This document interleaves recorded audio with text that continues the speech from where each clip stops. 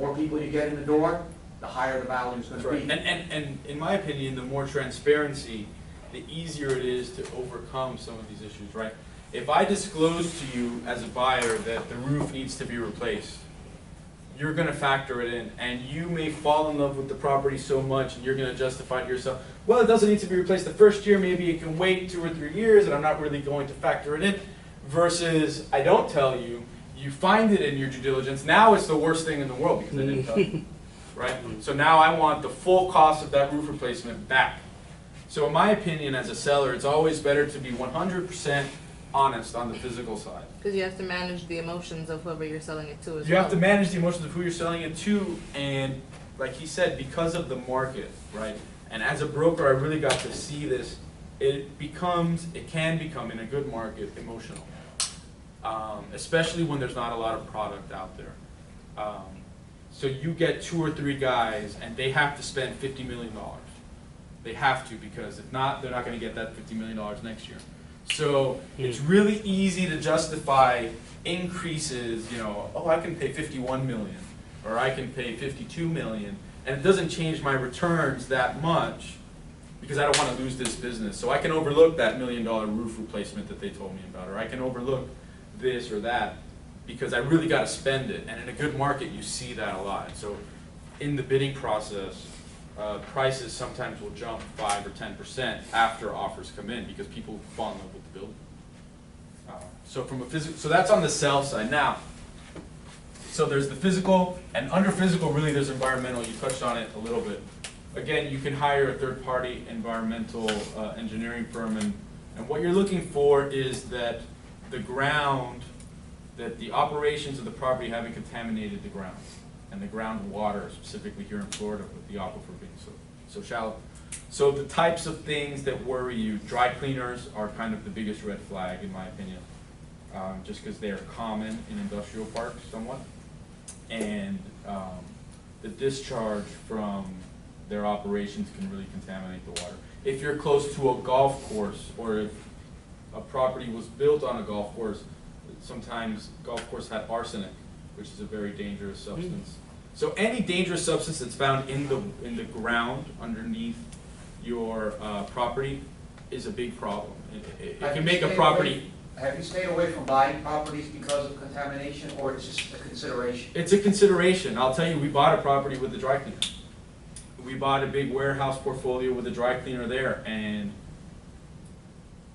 it was a very well-run operation. The lender saw it, the engineers saw it. They saw how they ran their business and the containment that they had for the facilities, and everybody got comfortable with it. So let me take a step back. When you do an environmental study of a property, there's a phase 1, right, and a phase 2. Phase 1 typically doesn't actually, they won't test the ground. What they'll do is they'll look at the history of the property, who your tenants are at the property, and is there any likelihood that the ground is contaminated. So this is always how it's done. You do a phase 1 of the property. At the end of that phase 1 report, they'll say no further action is recommended, or we recommend doing a phase 2, and then that is an intrusive analysis into the property. Sellers hate doing a phase 2. I've lost deals because I asked to do a phase 2. Because you never know what you're going to find at the end of the day, and sometimes it's better not to know as an owner, because if you know, then you got to deal with it. And mitigating environmental problems can be super duper expensive. When you said arsenic on golf courses, just an aside, what do they use that for? I have no idea. Listen, the issue with arsenic is a naturally occurring chemical, and it happens to be very prevalent in South Florida, just naturally. It's not because you see, South Florida is not a manufacturing environment, but it's naturally occurring, and I know certain development is prohibited based upon certain levels of arsenic. So, for example, residential typically cannot be done in areas where the arsenic level, which typically can happen naturally. I think in golf courses, though, it helps the grass somehow. Well, so there's a couple of things. In golf courses, what do you use? A lot of fertilizer, because it has to be green. That's what So, it is. so you get the phosphates and all these others, so you get higher chemical contents, which run off into nearby properties also, right? The other issue that you've seen in South Florida lately is in particular, a lot of recreational facilities were built on sites of former landfills. And So now you have registered and unregistered. Registered and unregistered. So, for example, we purchased a registered construction and demolition debris landfill in what is now the city of Hialeah. But we also purchased what is now Beacon Lakes, the project I mentioned before, on what was an informal or unregistered landfill, in which there were about 70 or 80 acres where, like a guy I used to work for many years ago would take all his shit from the printing plant and send a driver out there and just dump it. I remember my dad was this guy's CPA. He said, "That's stupid. People want-" in large part, is a large unregistered landfill. People, my dad had a client, my dad was a CPA, he had a client, he had a printing company. I eventually went to work for him many years later. But I remember being at my parents' home one weekend, and somebody called the house. And this guy was stupid enough to have dumped a whole bunch of drums of ink and solvents that were used in the printing business out in that area. Yeah, with the shit too labeled. Oh, man. So they caught fire, you know, they sent these fire trucks out there, and it's like, you know, they tracked down, and my dad was like somehow, so they tracked my dad down, and I'm like, holy. But worse than that, he used to take, while I worked there, and I was like, you can't do this, because you have to pay to go and take this stuff to Alabama somewhere. Sorry, you're from Alabama. No, I'm not from Alabama. Yeah, Jackson. you used to sit over there, but didn't you go to Alabama State? Yeah, you got me. You gotta go to some place like Alabama. It's from Alabama. And you incinerate the stuff, or you put it in a landfill with the cap or whatever. But what the guy would do is, when I wasn't there, like on Saturdays or something, he'd tell the people, just dump all the solvent, you know, out the back door. Oh, Literally? Literally. Yeah, Literally, just dump it. Yeah, and all that's, the time. so, All the time. and so that may not happen today. It still happens. It still happens for sure. It happens today, but it happened forever before things like Durham or the Broward County, you know, whatever, environmental authority and all that. So before we had EPA and the Florida Department of Environmental Regulation and the local regulation agencies, people just dump stuff, and people keep doing it. Look at all the tire fills, you know, landfill, you know, people just go dump them somewhere. And I can tell you a quick way to figure out if buildings were built on an unregistered landfill and it was a shitty developer. You'll see a lot of industrial buildings, right? Industrial buildings from the front should look like this. Should be a straight line, right? I've seen, and you'll see buildings, if you really look at it, that look like this. And so what happens is, over time, the landfill will settle, and your buildings will settle, and you'll see a 2 to 3 foot drop, and you'll see it in the roof line. And then it can be, a real problem, obviously. You know, because buildings aren't made to. Which, by the way, and look, I'm not an engineer, I don't have a construction management degree. You can deal with that condition. There's a cost associated with it. You can build on pilings, you can put a structural mat underneath, but it's all additional cost that you're going to assume. Right, you compact the land. You can compact the land. There's a lot of techniques that you can use, but it's all cost. Yeah, well, my boss built some warehouses on a landfill, and actually, so he started out. He was a guy who his father was a track builder, and the way he got into commercial real estate is he had a friend who had this piece of land that was great for industrial development, and he couldn't figure out how to get the site ready for building because it was on an unregistered landfill. And my boss, what he did is he figured out a cost-effective way to compact the land by pretty much buying, you know, it was 4 buildings, so he just bought enough material to compact one pad and then moved that material to each pad and compacted the land in a really cost-effective way, apparently. And that's how he became a partner in the deal, and the deal did really well, and that was kind of his entry into commercial real estate. But he didn't have the money, he just knew how to do it. So there's a lot of different ways you can get into it. I've seen that used for land reclamation, Okay. where you actually move landfill material to a swampy site and you actually compact it for that That's purpose. right. That's right. That's how you do it. Oh, wow. That's how you do it. But it can be very expensive, you know, depending on the amount of material you need to use. So anyways, so that's the sales side, I would say, of the physical diligence. Again, the buy side is much different, just because on the sales side, you're looking for things you can defend to the market. On the buy side, you're looking for things that can hurt you as you're living with this asset that you've bought. So when I buy a building, I'll do those 2 engineering reports for sure, because most lenders will make you do them. But in addition to that, I have guys who specialize in air conditioning. I have guys who specialize in roofs. I have guys who specialize in elevators. I have guys who specialize in fire sprinklers and plumbing. And all of those guys will walk the property with me. So not only am I getting the overview engineering report from the national company that looks at the whole building, but I'm getting a very detailed report on each different component of the physical property. Environmental, if it requires a phase 2 and the seller doesn't let me do it, I pass. I won't even take the liability. If the phase 1 doesn't require any further action, it's no big deal. Environmental is kind of less of an issue, because it's just so toxic. If it requires a phase 2 and you can't do a phase that the seller won't let you, then you pass. If the seller lets you, then you can quantify it and it just becomes a number that you deal with. And I think the real practical issue that one faces with, those walkthroughs with these specialists are, am I here to knock the deal down, or am I here to understand what I'm facing? And again, proactively, if you're in the business of owning real estate, you want to buy the asset. Right. So you want to buy the asset understanding what exposure you have. You could easily come in, as a third party and, if you're hiring, and one of the things that I always found is I send a roofing guy to look at a building, and he's just looking for business. Right. So he's going to tell you, you got to replace this thing, it's no good, like patching's not worth it. So you got to draw that balance between blow the deal up. Is this really a deal breaker, or is this just a consideration that I need to have? And at the end of the day, I hate to keep bringing this class and this program down to it, but it's a dollars and cents issue. It always is. What is the financial impact, right? So forget how pretty it is, forget the colors, if it's a pastel, forget what the lobby looks like, forget what the art, structures look like up front, and the fountains, and the entryways, and all this stuff that the developers get hung up on is, what's the monetary impact? What's the financial impact of what you're looking at? So realistically, do I need to replace the roof, and when? Do I need to go back to the seller? Listen, you can always go back to the seller.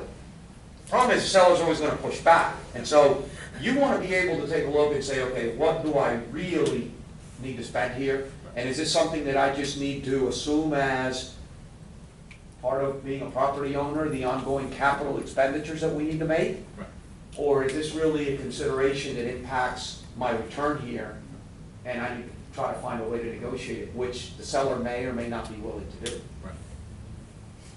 Right. That's a good point.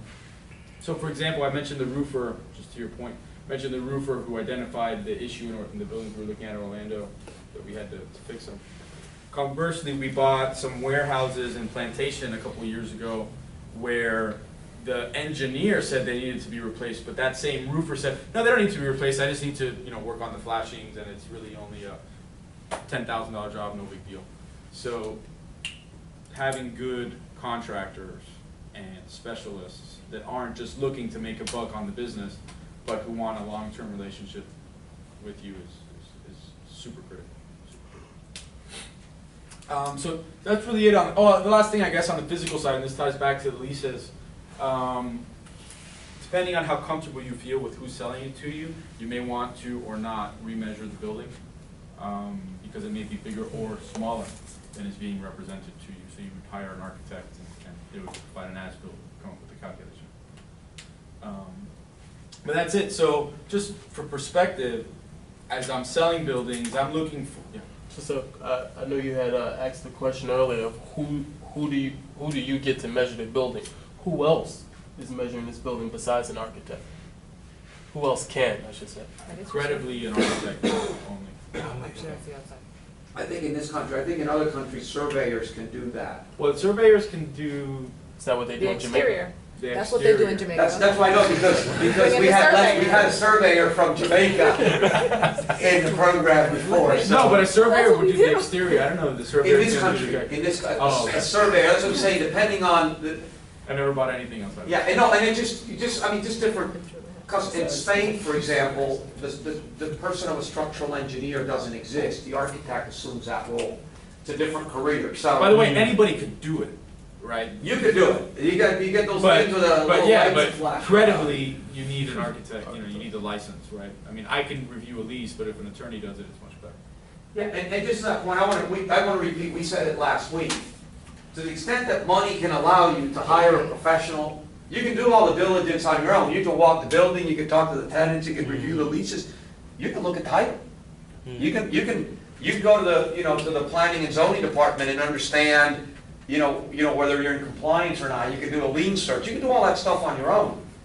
The question becomes, How much time do you have? one, and the other one is, do you want to just rely on yourself? Or do you want to rely on people that are doing this Who are experts? all the time and who have a professional stake in that? So there's a cost associated with it, but to the extent that the diligence can be used or subcontracted to people who specialize in this, you're probably going to be better off. Yeah, I think so. If you So, can afford it. So I think that's it. Just going back real quick, so on the sell side, right, I was just thinking about things I could justify to the market. Ideally disclosing everything, because in a good market, it helps you get a higher price. But really focus on things I can justify to the market. On the buy side, it's all about where are my risks going forward. That's why I take all of my contractors and specialists through there, because I'm gonna own this asset. So if the plumbing is cast iron, I know that cast iron lasts only about 25 to 35 years. And if the building's older than that, I know that I'm gonna start getting leaks in my plumbing. So I take my plumbing guy through, and it's all about risk mitigation and where can I get hurt, where can my investment lose money. So that's the physical. I'll skip the legal for last because that's what I know least about. Market. Market varies from property to property and from market to market. Market is one of the most important things, in my opinion, that you need to be comfortable with when you're buying or selling, but really buying real estate. Because market is going to confirm a lot of, or it's be a bellwether for a lot of your economic assumptions that you do when you do your economic diligence. Are your rents in line with market? Is there an opportunity to raise rents? Is there exposure that rents will come down? Are there other exposures? Is there a new building coming up that's going to steal all my tenants? Is there a tenant in the building next door that's going to go out of business, and then that owner is going to have to steal all my tenants? So doing your market diligence is super critical because it confirms a lot of the other things. While market diligence doesn't apply directly to physical, it's important to know the condition of the buildings in your market. If the buildings in your market, or if the condition of the buildings are, for example, we bought some buildings in Hialeah, and Hialeah, I don't know if anybody lives there, it's a great place for business, shitty buildings, man. I mean, owners just don't care. They're slumlords. It's unfortunate, but they really are. So when we bought the buildings, what we did is we're going to make this the nicest building in the market, and we're going to get the best tenants in the market now. Our rent may not be a lot higher, it's a little bit higher than the other buildings in the market, but we have the best tenants. We don't have to worry about the FBI coming to our building for raiding, medical building companies, which happens all the time. Sounds exciting. We did a little bit of in-class work last week on understanding markets, and we kind of broke up and using available information. We looked at like office, we looked at office. Where? Multifamily. Industrial, hospitality. Yeah, but where? I mean, we looked at hospitality and aid, we looked at like retail and brown. We kind of, played around with it a little bit. Yeah. But I think the two real risks here are, one, or the two things to look at. One, do we have an opportunity to mark up? Do I have a potential to exploit what I have in place, or do I have a risk because the rents that are in place are really above the market? And you talk about competing assets and additional supply coming up off the ground, right? Which we haven't worried about the last few years, but that's starting to ramp up, isn't it? A little bit. But I forgot something on the physical side, which I think it's super important for me now. It wasn't as much before. On the physical side, one of the things we like to do is we come up with the replacement cost of a building. So what's replacement cost? Replacement cost is what it would cost me to build whatever building I'm buying today. As a buyer, I always want to be purchasing the building for less than it costs to replace it. The reason for that is, one, it helps me, as I'm doing my market study, if there are new buildings coming up, compete against those buildings because I know their base is going to be a lot higher than mine. So I don't need to charge the same high rent that they need to charge in order to make my return. And the other thing, it helps mitigate economic risk. For example, the buildings we bought in Hialeah, we bought them for $50 a square foot. $50 a square foot is essentially land value. So I know in those buildings, I'm gonna make money if people pay me anything for the buildings because I bought them so cheaply. So we come up with the cost of replacement when we're looking at purchasing a building. And it helps analyze risk from a couple different perspectives, from market competition, new supply, and from macroeconomic risk. What's my basis? What happens in a bad market and I need to dump it? It becomes land value at the end of the day, or people pay you significantly discounted prices. So my asset is still liquid because I bought it so cheaply. Nachi, I was going to ask you at one point whether replacement cost really mattered. I've asked this in this class. It really matters. There's some people, there's some people that the concern I've always expressed in classes here is it's not a justification in and of itself to buy an asset. No, it's a metric to compare against. So does it really matter? It's really important to know what replacement cost is. And replacement cost can be tricky. On the physical side, what it costs to build a building, you can get a pretty good idea of what it costs to build any kind of building. You speak to a couple construction companies and developers, and they'll tell you what it costs them to build a building. No big deal. The trickier part is, what's the land worth if it were vacant? What can you build on it if it were vacant?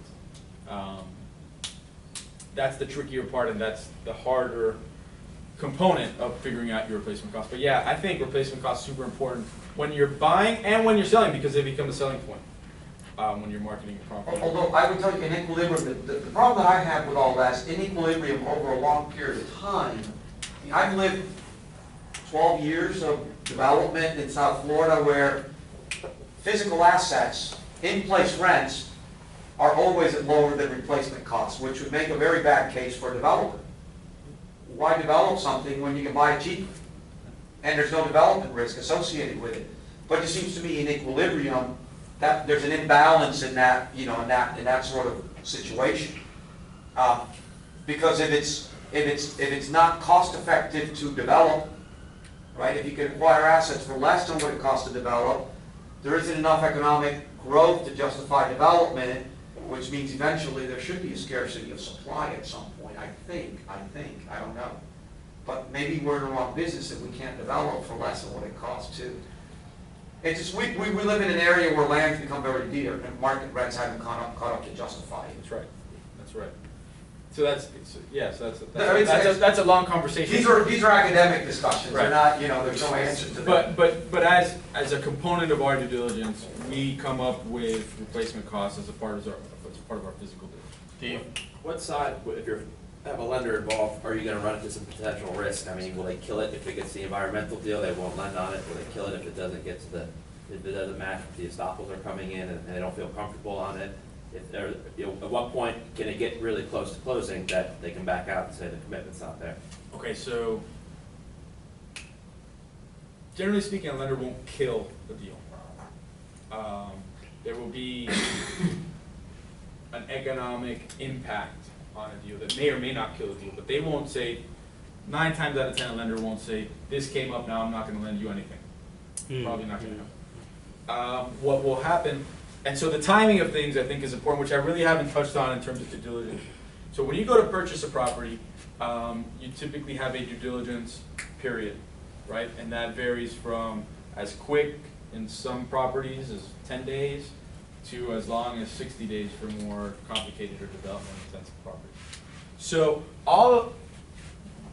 as a buyer, you want to complete all of these all the items in those 4 categories during that 10 to 60 day window so that your money's not at risk. Because after your due diligence period expires, you're hard on the deal. And unless, I don't want to get into contracts, but for very few and specific reasons, you can back out and get your money back. If not, you just lose your deposits. Okay, so where can a lender back out of the deal? They can back out, they can't back out. They can adjust their loan for really any of these issues. The estoppel issue, if you negotiate your contract right, shouldn't be that big a deal in terms of losing your deposits. But they can, if the estoppels come back, adjust their loan, right? If a tenant says, no, I'm not paying you $20 a foot, I'm paying you $10 a foot, what they'll do is adjust their proceeds. They probably won't back out of the deal, totally. On environmental, yes, they might back out of the deal, say, absolutely not, I don't want to contaminate the site. They might. But you'll know that before your due diligence expires, so you're only at risk what you spent during due diligence. Yeah, to that point, we had a lender last week, who was a former student, she says, in her particular bank, she works at Mercantile, they won't touch anything. A lot of banks won't touch anything with environmental issues. But I think just to amplify what Nachi's saying is the banks are going to say no, they're just going to say, hey, we've got a different LTV here, for example, or we need additional, some sort of additional enhancement.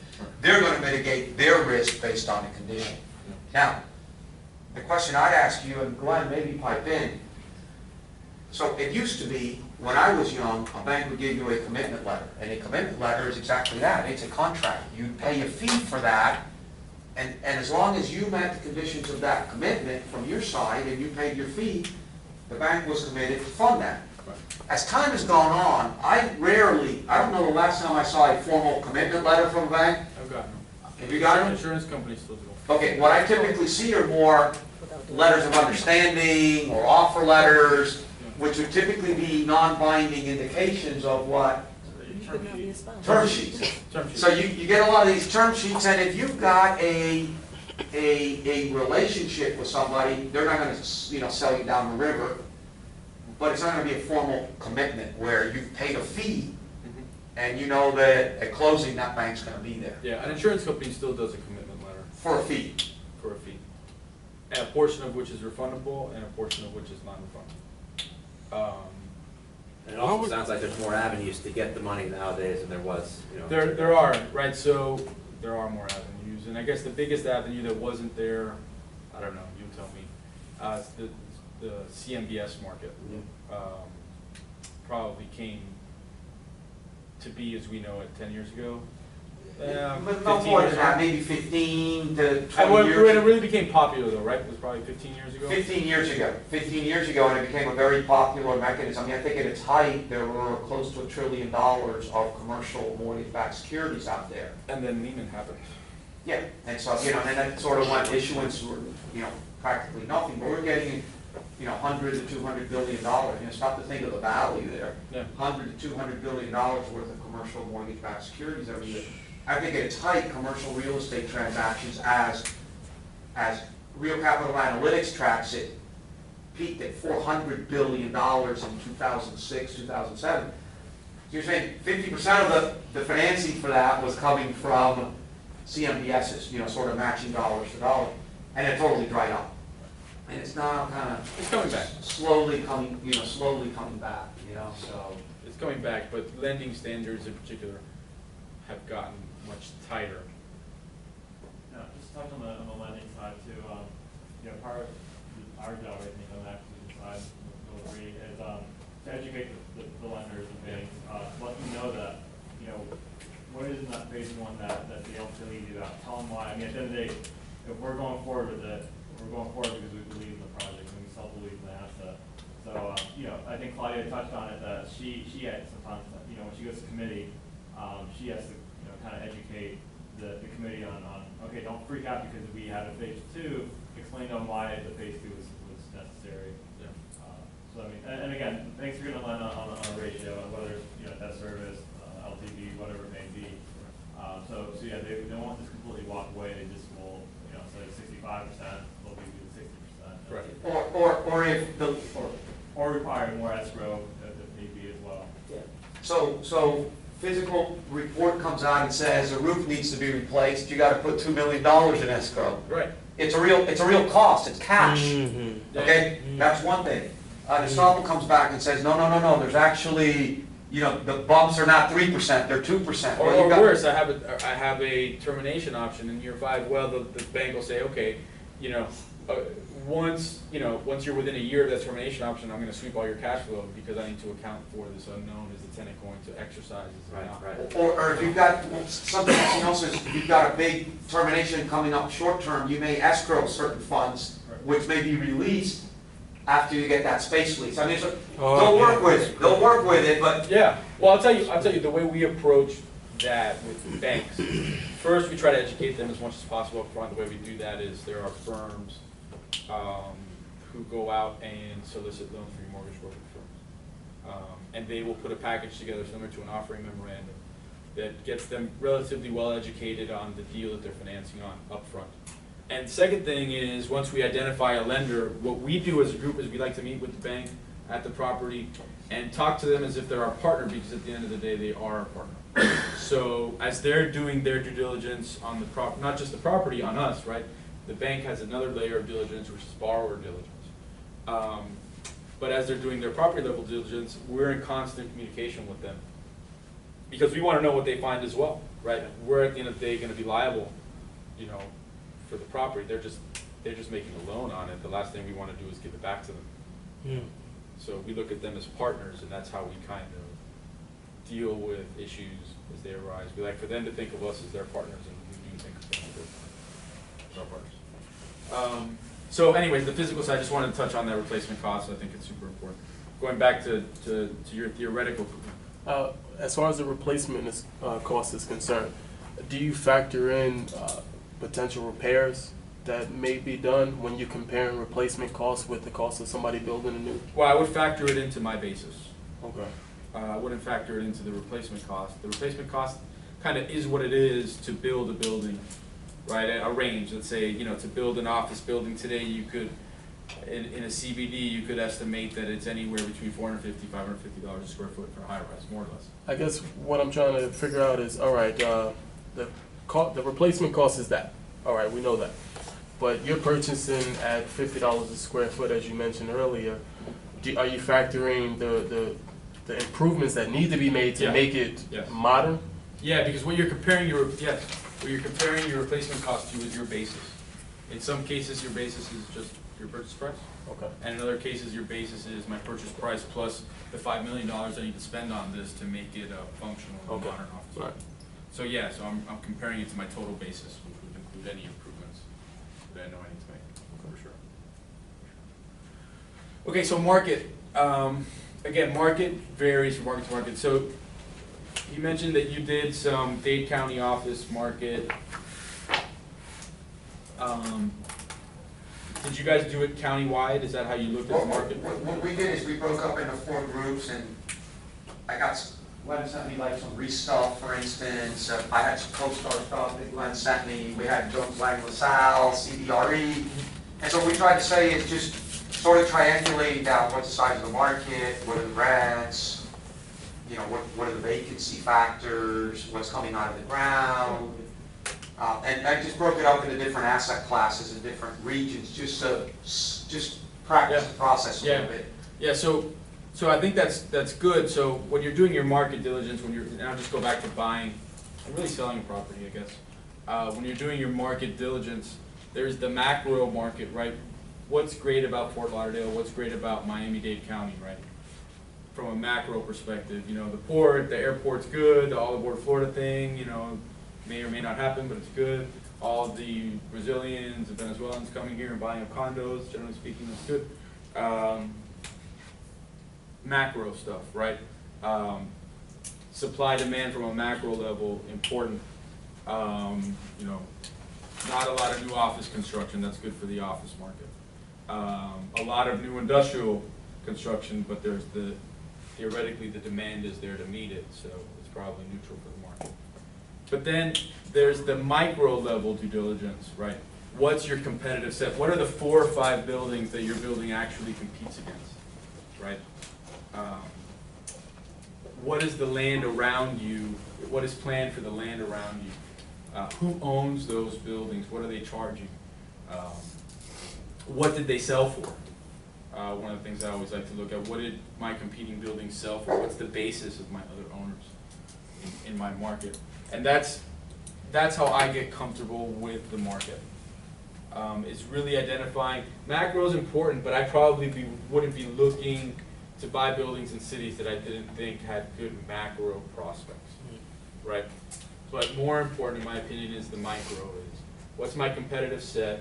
How are those buildings performing? What's those buildings' exposure to the extent you can find out over the next 3 to 5 years? And how can I mitigate any issues that arise once I identify my competitive set? So that's. Well, we did the leasing side. Now you talked about the sort of comparable sales price. We'll take a look at that later this afternoon as well. Okay. We're not appraisers, but we'll get a sense for what No, but as you're doing due diligence, you become market values are. Because, hey, as crazy as it sounds, a lot of people won't let us say, oh, wow, an office building, suburban office building, $300 a square foot, that I can't lend on that, or I can't invest in that because I can't sell it.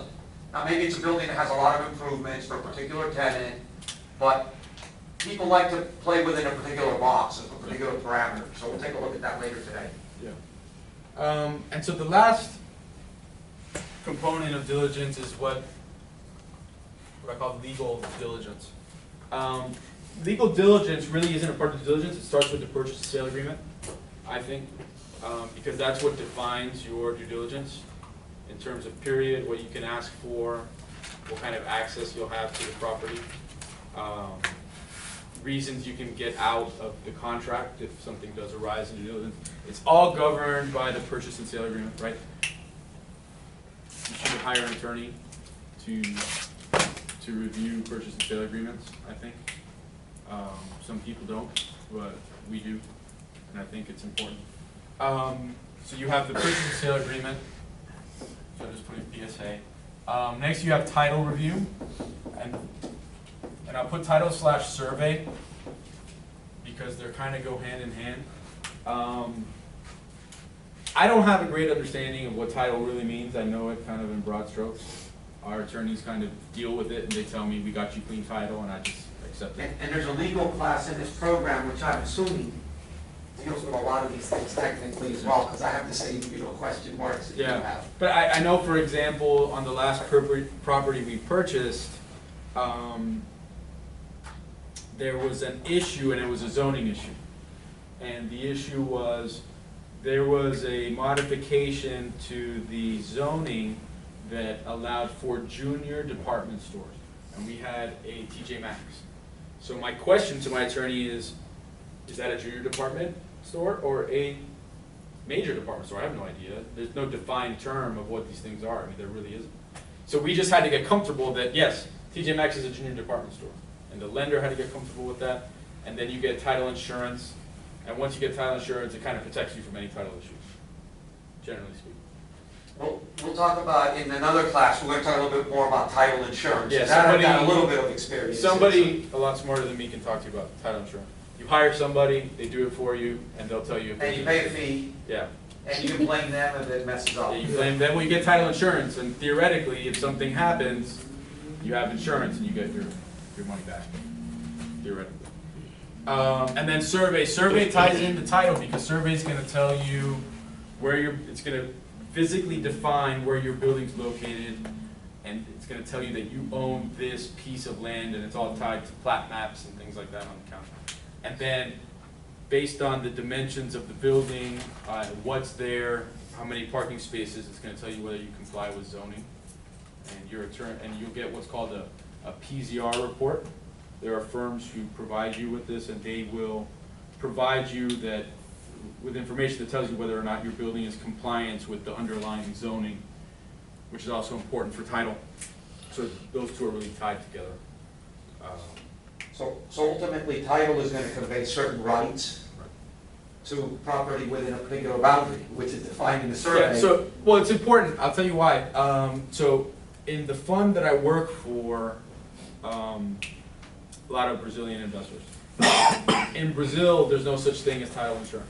So when you buy a property in Brazil, you assume the liabilities of whatever any previous owner did on that property.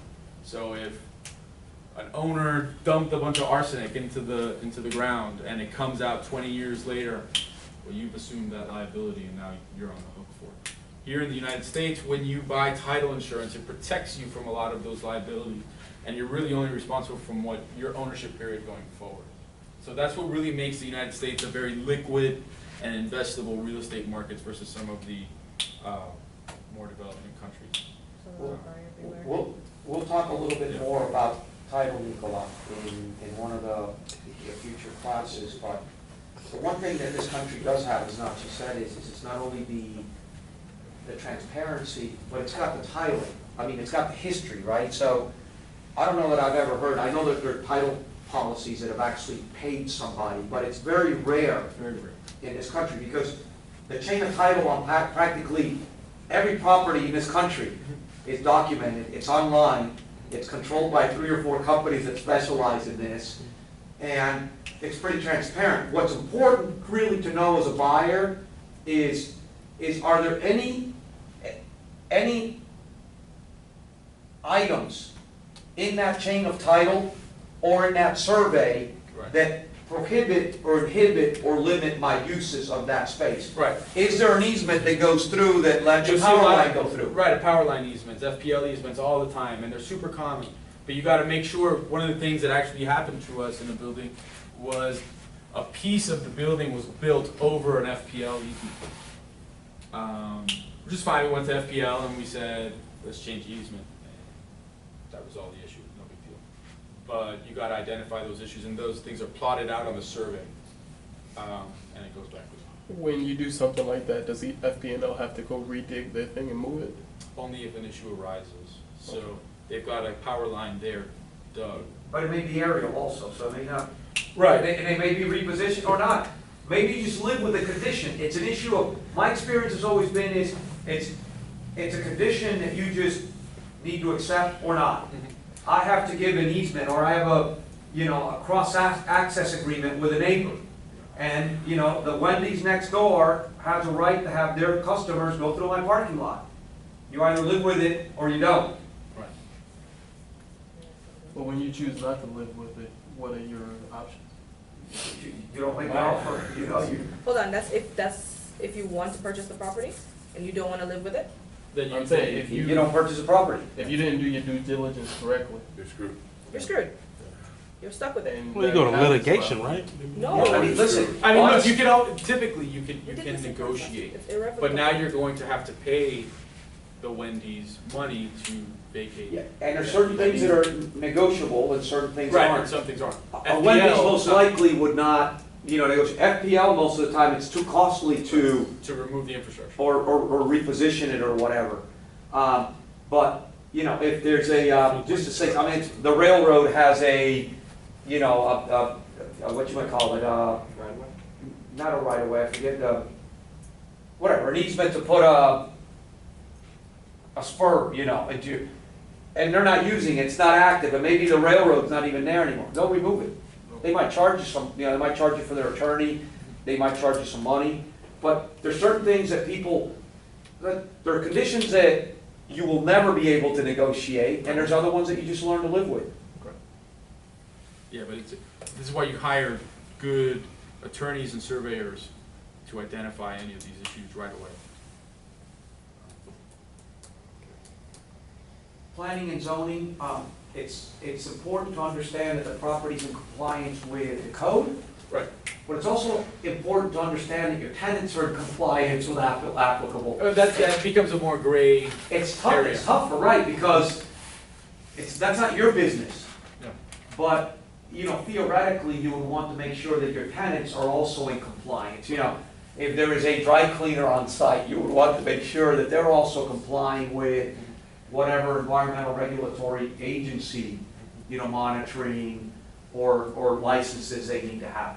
Tougher to get a handle on Tougher to that, get a handle on that. but important. Yes. That's more visual. And the other thing that happens when you buy older buildings in particular is the codes change over time. Right, zoning codes change, setbacks change over time.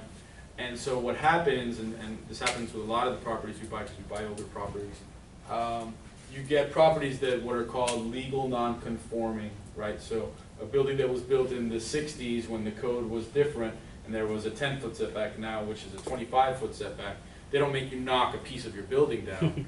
But if it does fall down, you can't rebuild it. So it's just At the something you old gotta- setback. Right, you have to build it at the new one. So it's just something you gotta get comfortable with. But, you know, typically buildings don't fall down. I mean, as long as the building was in compliance at the time that it was built. CO'd, right, you should be okay. Typically, the law in this country doesn't force you to, If you make a certain, and typically it's a percentage of improvements to the building, it's like 20, I don't know, 25 or 75, one or the other, and I know it's a big difference, but there's a percentage. If you modify the property by 25 or 75% of the value, then you do need to bring it up to current code. So what you do is you phase your improvements. some of the older buildings also have, especially, you know, sort of office and retail have American Disabilities Act compliance issues. That is a big, you know what, that is a That's a big issue with older structures. That is a big issue, and that's something that they will make you improve. Yeah, you gotta change. Unless it's a hardship, Unless it's a what? Unless it's a, what do you mean? like if it's a big financial hardship to make the space ADA compliant, then they typically. They will, Because I just ran into that issue in a smaller project. they will typically, okay, so in my experience, if you don't go in to make any modifications yourself and you haven't been sued, they'll leave you alone.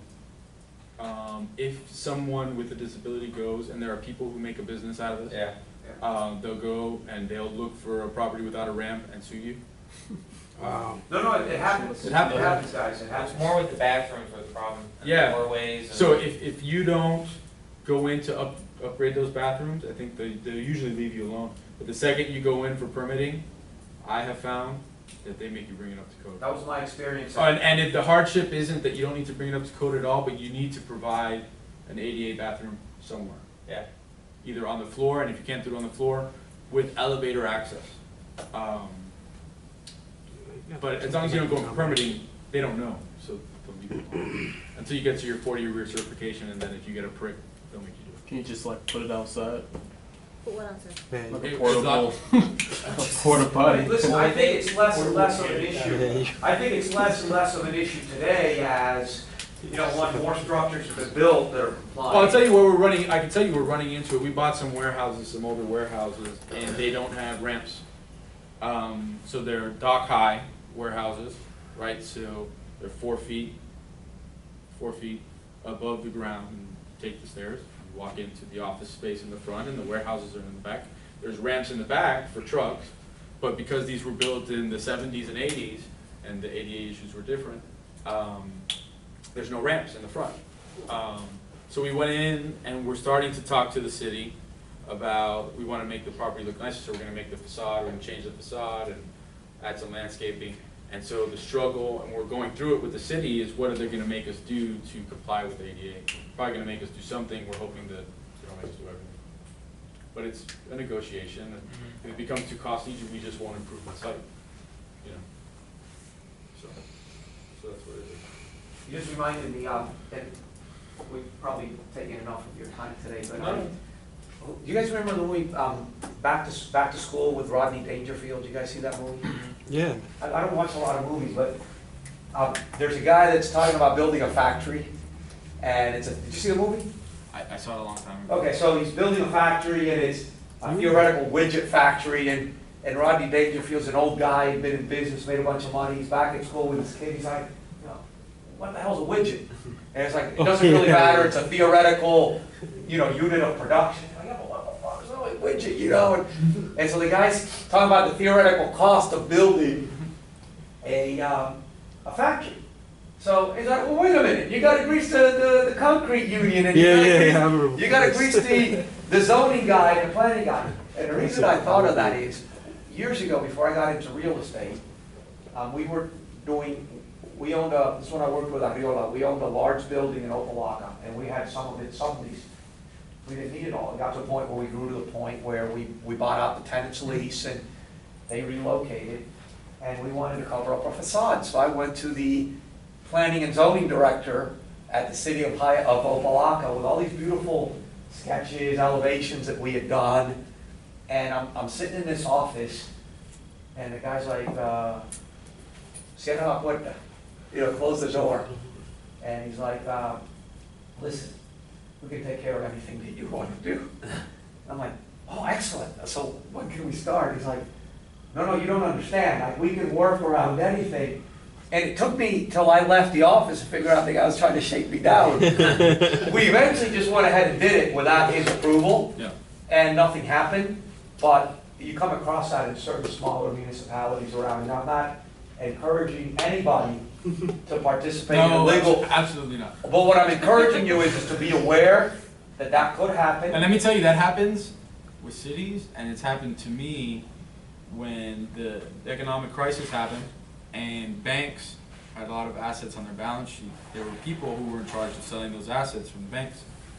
And I went in to meet with one of these guys to look at, the portfolio of assets that they own. And I wanted to buy 3 or 4 of them. And he said, yeah, you could buy them, but what are you gonna do for me? And I'm like, well, I'm gonna buy your buildings that are losing you money. He goes, well, I'm out of a job if you buy those buildings. I'm like, oh, it sounds like a personal problem, man. I don't know what you're telling me, but it happens all the time in different aspects of owning probably any business. But, real estate. Yeah, important. I mean, my experience, you're gonna find people that are always gonna look for their personal angle, and, as I've said, in the accounting class and all that, to the extent that you do business in a straightforward, legal, and honest fashion, you go to sleep at night comfortably and you wake up comfortably, it's the best way to live. And there are shortcuts everywhere, in every business that you could do. In a construction business, you could use substandard material, you could stuff that you didn't spec, you could do anything. But, the best thing is to be able to have a client base or, a business base. You could go out there and you can go to any meeting and shake people's hands and look them in the eye and know you've done them right and have always done the right thing. Problems can happen, but if you always do, the right thing, I think you'll prevail in the long run. And people take shortcuts, always fall down somewhere along the way. Okay. All right, so I don't have anything else. If you guys have any questions. Nice. Okay, well, Machi, thank you so much for all the I insight. left a couple of checklists here. You can keep Okay, them. do you mind if I scan those and share them with the, I can probably email them to can you email them to me? Because I'm gonna leave them like 3 or 4 different checklists. A question, and it has nothing to do with this, but what part of Miami do you see, in your opinion, that's gonna grow in the future? Or it's worth looking at least? Depends what you're looking at it for, the first thing. I think over the long term, everything east of I-95 is probably gonna do better than it's doing right now. I also think anything around the airport, so people don't realize this, but the Miami International Airport is the #1 airport for international cargo in the United States and #3 in the world. And in my opinion, it's really the driver of the whole city. So I think anything that's around the airport is probably gonna do well. Right now we have one of the top 5 industrial markets in the country. And I think it has more to do with the airport than it does with the Port of Miami. I know they're trying to sell this Panama Canal expansion. I've talked to people in the distribution and the shipping industry, and they don't really think it's gonna have much of an impact here. I think everything east of 95 is going to do good. I'll tell you the best thing I think about why Miami's going to do well. I think Miami has become a safe haven city for, similar to England, to the high net worth era of Hong Kong, to Asian, London, not England, London and New York, historically. I think now Miami is really becoming a safe haven for South Americans. It was for a long time, but the difference I see now is it's a generational thing. South Americans have always had second homes here traditionally, and that's what really built a lot of the condos. But now the second generation So the families that own companies in South America are being passed down to their kids. Those kids have pretty much been educated and a lot of times grown up in the States. They live here. So they're going to be operating businesses that operate in South America out of Miami and traveling there and living here versus their parents who lived there and sent their kids here. I think that's the biggest change, and that's why I'm very bullish, generally speaking, on Miami. On the office side, because I think there's going to be a lot of demand for that, and on the residential side. And industrial, I think. Miami's landlocked. It's an island, essentially. So it's got a real good airport, and the port is pretty good.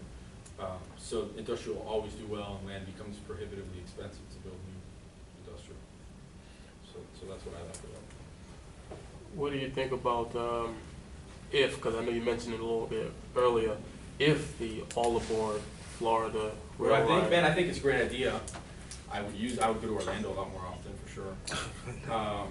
I do, I think it would be great, and I think there's a lot of synergies between people visiting Orlando can come down to Miami, people visiting Miami can go to Orlando. which is the development that may happen around where those stops are going to be placed.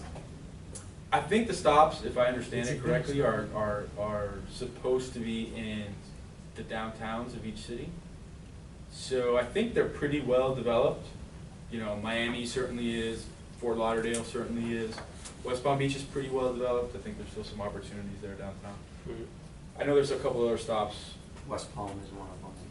Yeah, downtown Orlando is actually pretty well developed. I like downtown Orlando. So I think it would be a positive thing. You know, it would create jobs, obviously, during the construction of the railroad itself and the different stations. But I think that's something that could actually work. Yeah.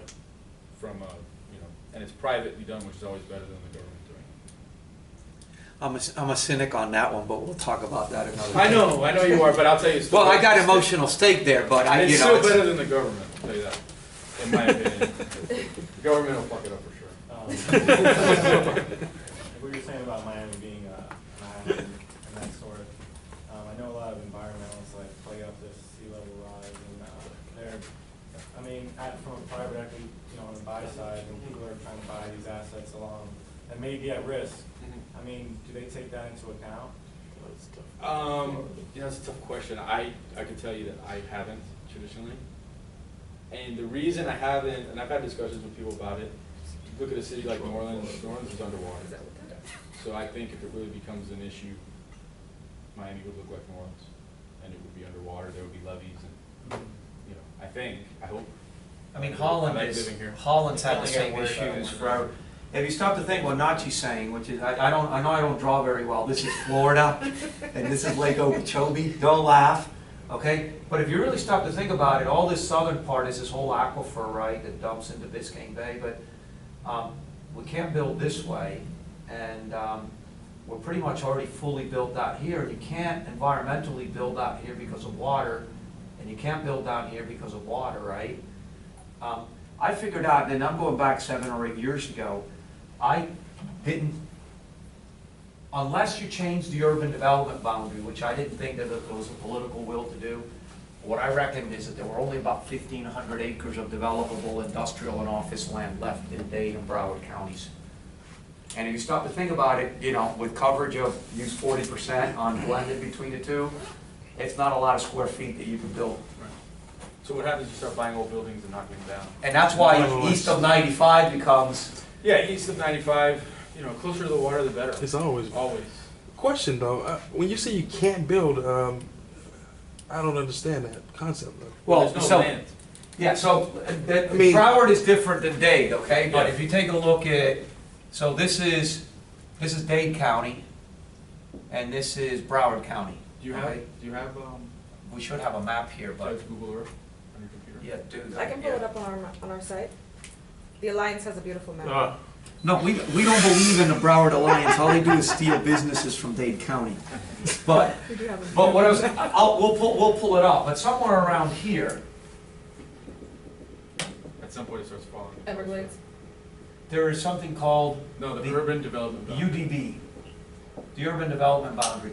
And it originally was set up, which I didn't know, not for environmental reasons, it was for life safety issues. I thought it was infrastructure. Well, an infrastructure, so if people live out here, how do you send a rescue unit to them, and how do you provide schools for them? And, How do you build a road to them? yeah, and so And the cost sewer of, and water. what it now has become is an environmental line in the sand, right? Where the whole Everglades, the whole aquifer, the whole water flow, right? I don't think we've got Google Earth here, You but have we to can download do. it. You have to Well, download no, but we can, I'm sure we can go to, By the way, Google Earth, super great tool. You Yeah. should all use it. we just Every go to day. Google Maps and, I mean, we can just draw, why don't we just go to like an address like, well, here, we don't have to. It's already here, so. Put the different view. Yeah. Down at the Bottom bottom. left. Booyah.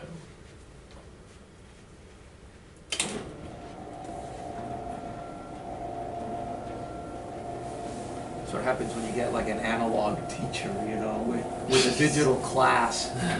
It's all right, man. So, let it, No, I guess what I was speaking of, you know how in Dubai they built these, yeah. they made like their own islands out of the edge of the water? Thank you. So I was Yeah, thinking, no, but it's still, it's sort of refreshing. It's, let me see. Yeah, so.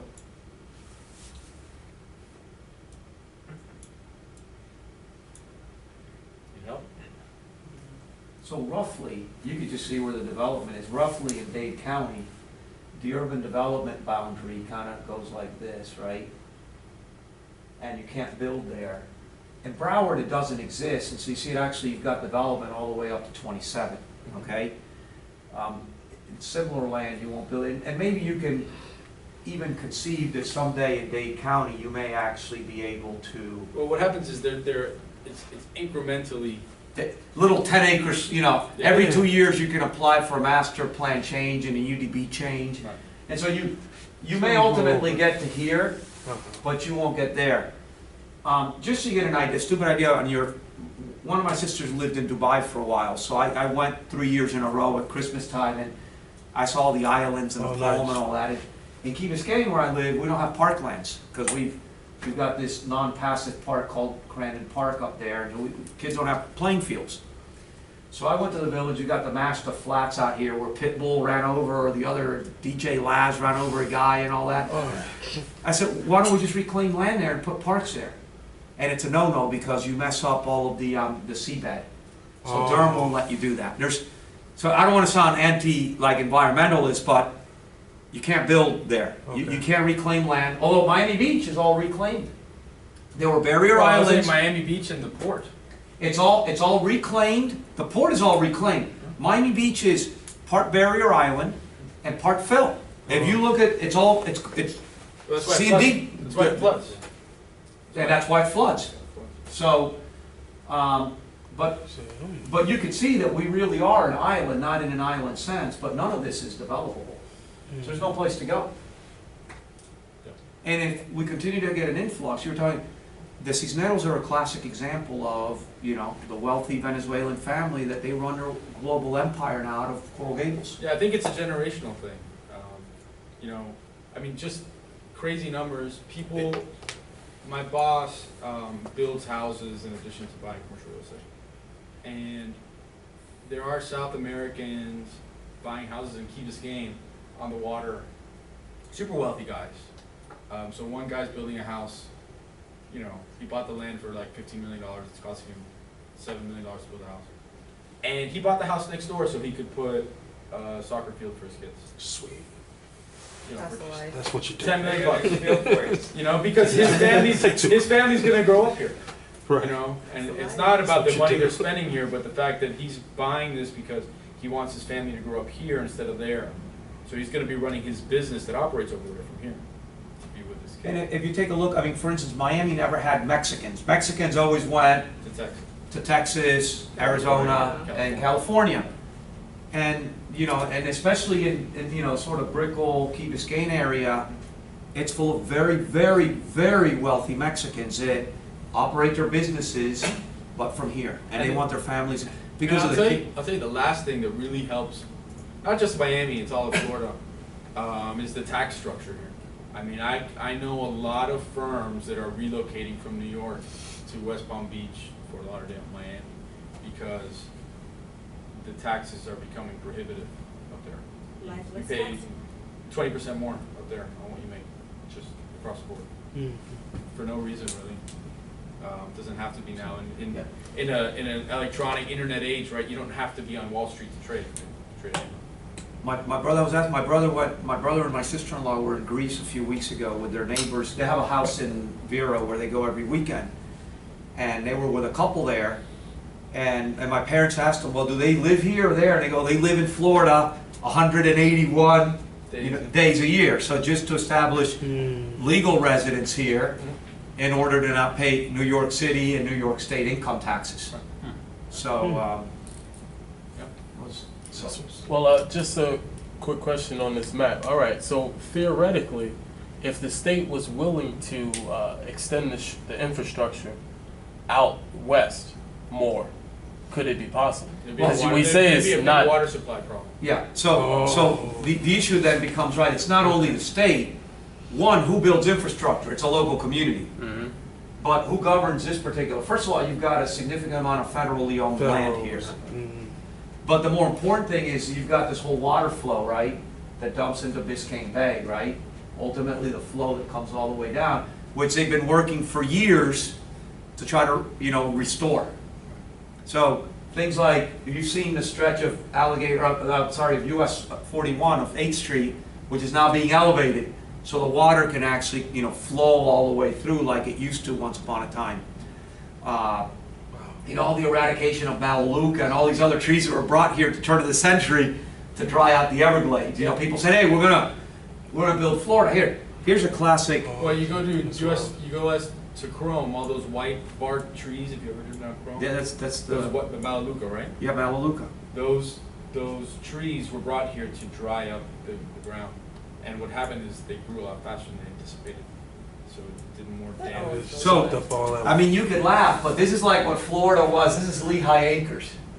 And, this is all, Wasn't this one of those like, it was all a land company. Papeleta campaign? Well, I don't know, was it a Papeleta campaign? Where they just would send flyers to the Midwest and. Well, exactly, that's exactly what it was.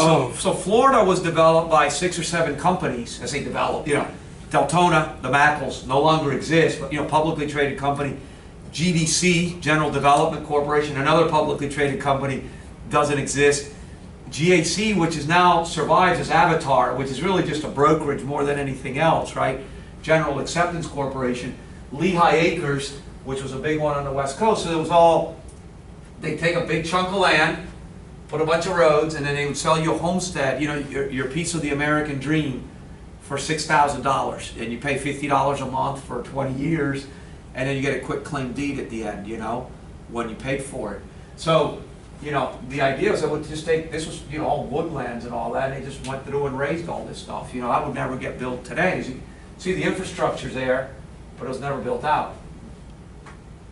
People stop coming, and people start, going, more to, the beach and all that.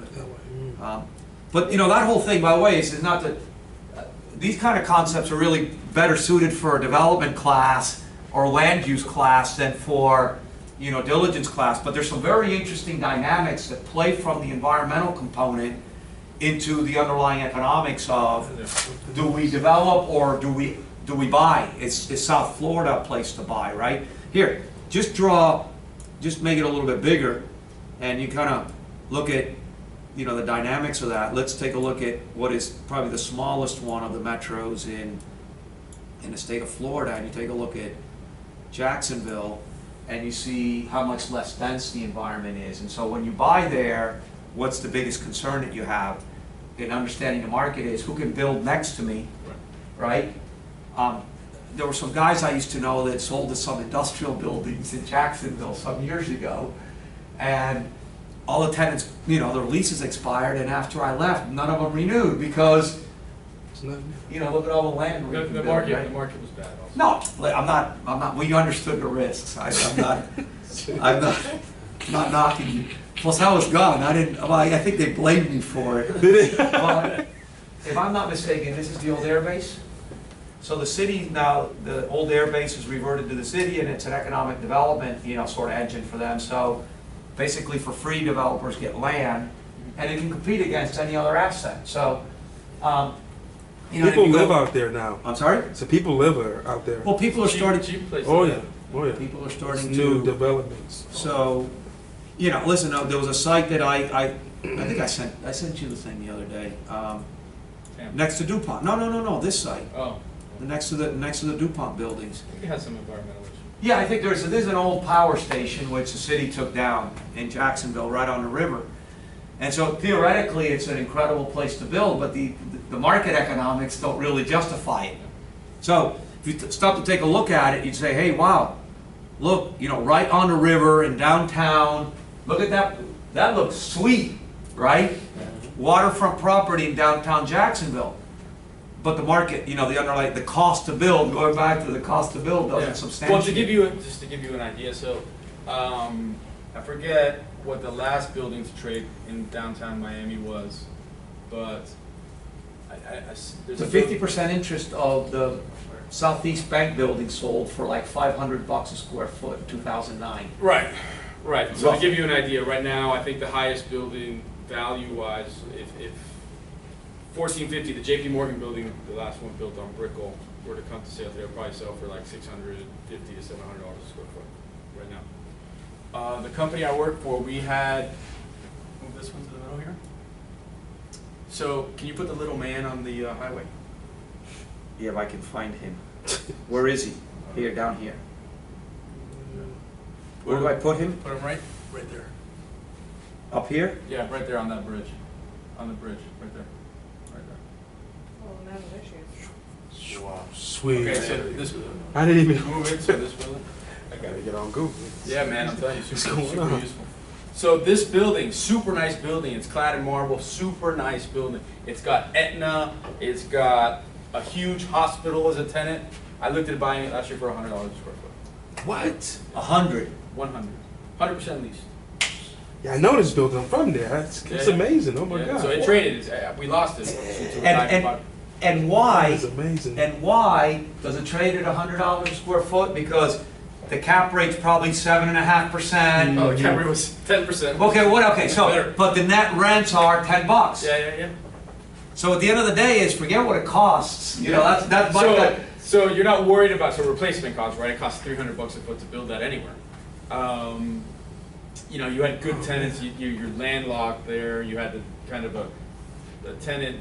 There's pretty much the Baptist Hospital of Jackson. It's actually called Baptist Hospital, but they're not related. Of Jacksonville is right next door, and they were your largest tenant.